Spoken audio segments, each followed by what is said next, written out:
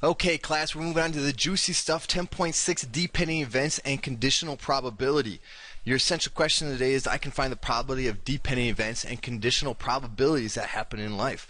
Now, your question might be what is a dependent event? Well, we kind of talked about this in the last one. We just mentioned the definition, and so you maybe all remember this, but two events are dependent if the occurrence of one event does affect the likelihood and the occurrence of the other event. And I talked about playing card decks. If you take out an ace from a deck of cards, that affects the probability of you getting another ace, right? Because there's one less ace in that deck of cards.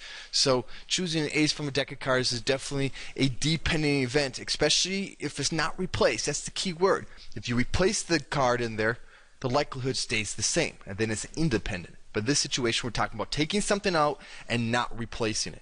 So let's use that definition to answer our first question. How do you find the probability of two or more dependent events? Well, here we got another situation. We got a bag of marbles. So let's just draw. We got a bag of marbles, and it contains 9 red marbles and 3 green. So we got 9 red, 1, 2, 3, 4, 5, 6, 7, 8, 9 red, and 3 green. Okay? And the question asks to find the probability of randomly selecting a red marble on the first draw without replacement and then drawing a green marble. Okay, so we want to find that probability. Well, let's think about this as draws, right? We got one draw and then we got 2 draws. So let's have 2 buckets. 1 bucket, 2 buckets.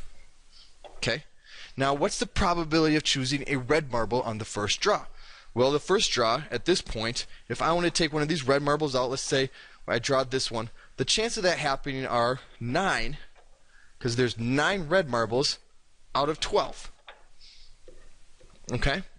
That's the chance of that happening, which is the same as 3/4. Now, this red marble is out. We didn't replace it, so it's gone. How many marbles are left in there at this point? Well, there are only 11 marbles left, right? So that's going to be the denominator for the next probability. And now what's the probability of drawing a green marble? Well, how many green marbles do we have? There's 3 green marbles. So the probability of drawing a green marble at this point in time is 3 out of 11. Okay? So to find the probability of drawing a red marble and then a green marble, you just have to multiply these two fractions.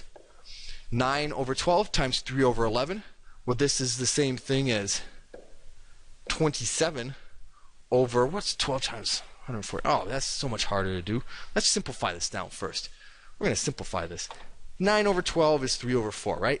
3 over 4. That's what this thing is. So what's 3 times 3? That's 9. And 4 times 11 is 44. And there's your fraction. That's a lot easier going that way. So there's 9 over 44 is your probability of drawing first a red marble and then a green marble.